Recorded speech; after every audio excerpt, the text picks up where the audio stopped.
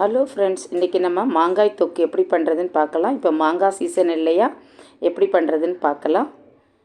நான் ஒரு 3 மாங்காவை தோலியெல்லாம் எடுத்துட்டு சீவி வச்சுருக்கேன்.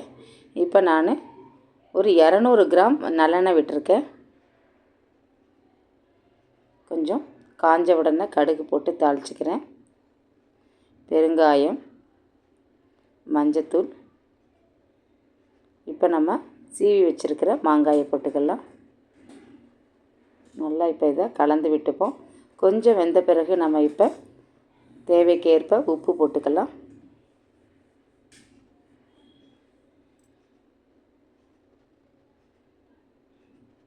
சில்லி பவுட்ரு காரத்துக்கு தகுந்த மாதிரி போட்டுக்கோங்க.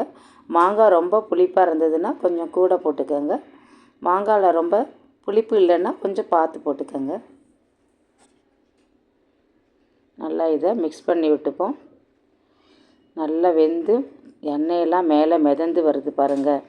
இது மாதிரி இருந்தால் தான் நமக்கு 2 மாதம் ஆனாலும் கெட்டு போகாது, நல்லா இருக்கும் ஊறுகாய்.